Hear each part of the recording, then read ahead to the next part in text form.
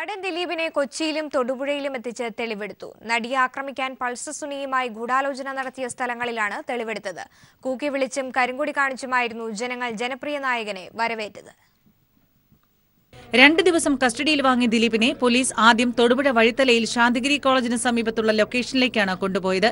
2016 നവംബറിൽ ജോർജേട്ടൻസ് പൂരം എന്ന ചിത്രത്തിന്റെ രംഗങ്ങൾ ചിത്രീകരിച്ച ചാപ്പലിലായിരുന്നു തെളിവെടുപ്പ്. പൾസർ സുനിയുമായി ദിലീപ് ഇവിടെയും ഗൂഢാലോചന നടത്തിയിരുന്നു. ജനരോഷം ഭയന്ന് ദിലീപിനെ വാഹനത്തിൽ നിന്ന് ഇറക്കാതെയായിരുന്നു തെളിവെടുപ്പ്. കൂകി വിളിച്ചും കരിങ്കൊടി കാണിച്ചുമായിരുന്നു ജനപ്രിയ നായകനെ ജനങ്ങൾ വരവേറ്റത്. 10 മിനിറ്റ് മാത്രം നടപടിക്രമങ്ങൾ പൂർത്തിയാക്കി പിന്നീട് തോപ്പുംപടിയിലെ സ്വിഫ്റ്റ് ജംഗ്ഷനിലേക്ക്. 2016 നവംബർ 8-ന് ഇവിടെ വെച്ചും പൾസർ സുനിയെ ദിലീപ് കണ്ടു.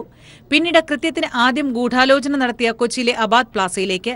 2013 നവംബർ 26-നും ഫെബ്രുവരി 7-നുമിടയിൽ ഈ ഹോട്ടലിൽ അമ്മയുടെ പരിപാടിയുമായി ബന്ധപ്പെട്ട് താമസിക്കുമ്പോഴായിരുന്നു ഗൂഢാലോചന. പൾസർ സുനിയും ഹോട്ടലിൽ എത്തിയിരുന്നതായി പോലീസ് സ്ഥിരീകരിച്ചിരുന്നു. ഹോട്ടലിലെ 410 നമ്പർ മുറിയിലായിരുന്നു ദിലീപും സുനിയും കൃത്യത്തിനായുള്ള കരുക്കൾ നീക്കിയത്. ദിലീപിനെ ഹോട്ടലിൽ ഇറക്കി തെളിവെടുത്ത ശേഷം ആലുവ പോലീസ് ക്ലബിൽ എത്തിച്ചു. ഹോട്ടലിന് പുറത്ത് വലിയ ജനക്കൂട്ടമാണ് തടിച്ചുകൂടിയിരുന്നത്. ഇവരെ നിയന്ത്രിക്കാൻ പോലീസ് പാടുപെട്ടു. 1 മണിക്കൂറിലേറെ റോഡ് ഗതാഗതവും സ്തംഭിച്ചു.